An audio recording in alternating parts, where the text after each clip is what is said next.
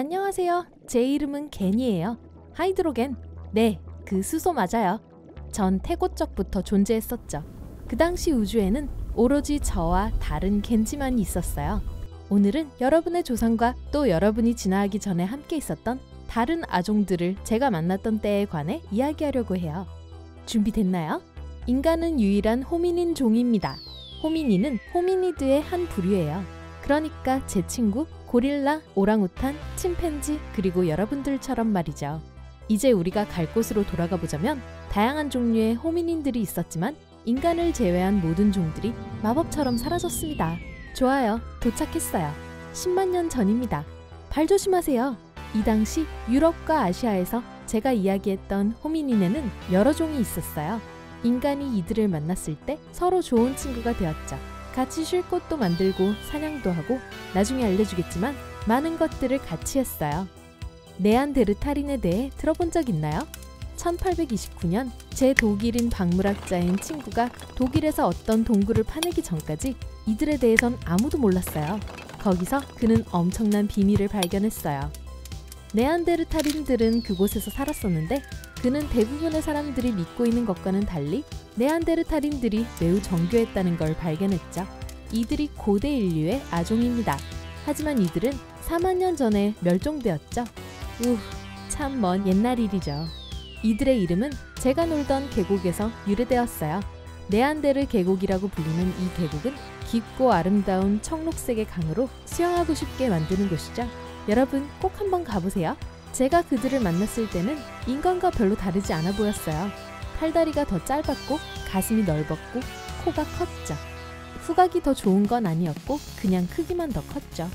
키는 보통으로 약 163cm였어요. 그래서 그 키로는 슬램덩크를 할 수는 없었지만 뛰어난 두뇌를 소유하고 있었고 그것을 잘 사용하는 방법을 알고 있었죠.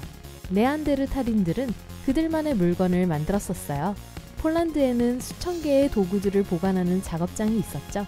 어떤 도구는 고기를 자르기 위해 만들어졌고 어떤 것들은 돌, 뼈, 그리고 나무와 같은 재료들이 병합되어 만들어져 있죠.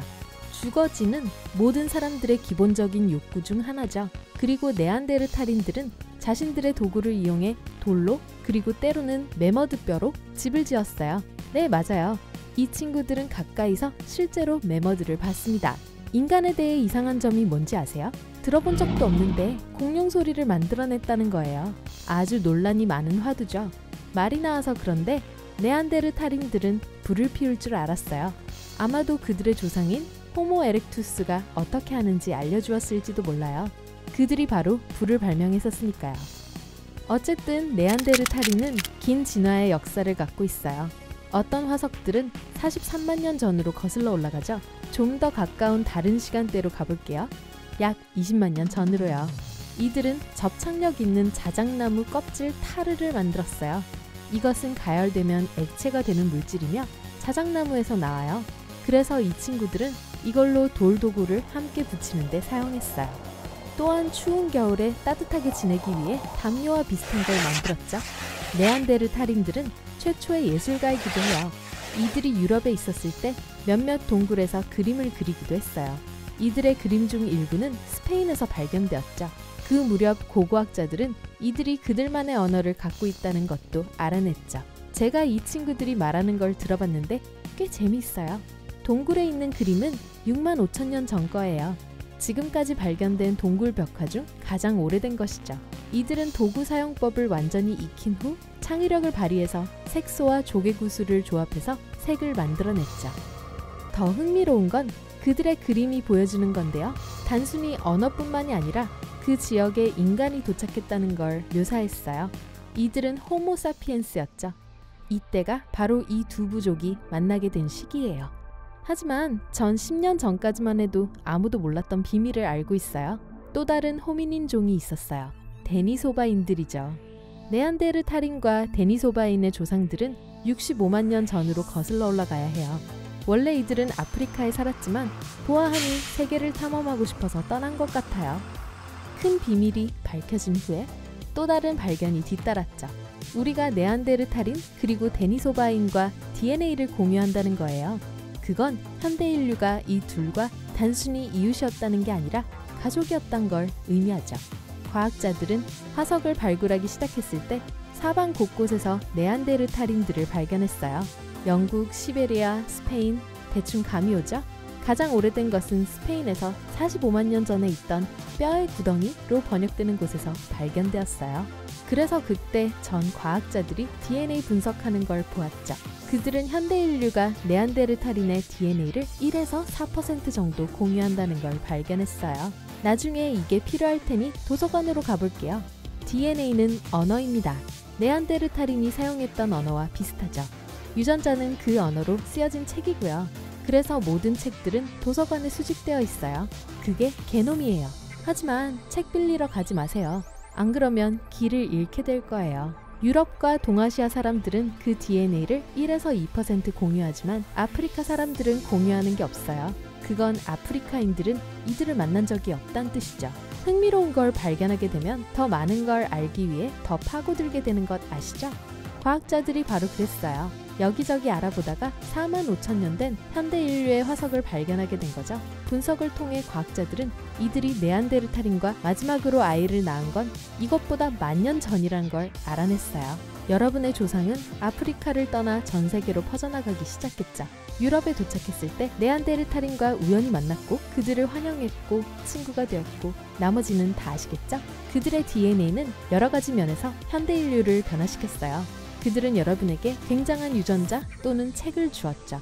바이러스에 감염되면 그 유전자가 면역체계로 달려가 바이러스를 공격해야 한다는 걸 알려주죠. 그 책의 이름이 스탯2죠.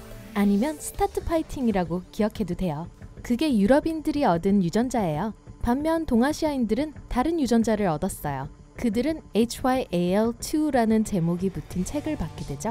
그러니까 수영하러 해변에 갔는데 자외선 차단제를 바르는 걸 잊어버려서 햇볕에 타는 것 말이에요. 이 유전자를 갖고 있는 동아시아 사람들은 피부세포를 더 빨리 재생시킬 수 있어요. 그들이 제 친구 데니소바인을 발견했을 때 그가 현대 인류와 네안데르탈인과 같은 DNA를 공유하지 않는다는 걸 발견했어요. 그래서 과학자들은 이 친구를 가게도 어디에 넣어야 할지 몰랐죠. 데니소바인은 인간 DNA와 네안데르탈인의 DNA를 약간 갖고 있었지만 완전하지는 않았죠. 몇 년 후 과학자들은 퍼즐을 끼워 맞출 수 있는 더 많은 단서들을 찾았죠. 7개가 있었죠. 별로 어려운 퍼즐은 아니었죠. 두개골, 새끼손가락뼈, 어금니 3개, 장골과 턱뼈였어요. 과학자들은 각 조각에 대한 분석을 했고 모두 약 52,000에서 19만 5천 년 정도 되었다는 걸 알아냈죠. 네안데르탈인들도 데니소바인들을 만났는데 그들은 DNA를 17% 공유합니다. 이들이 어떻게 생겼는지는 정확하게 밝혀줄 순 없지만 이건 말해줄 수 있어요. 이마가 경사졌고 엉덩이가 넓었고 긴 치열궁을 가졌었다는 거예요. 토끼처럼 말이죠. 그들의 도서관? 죄송해요. 게놈은 여러분의 것과 꽤 비슷해요.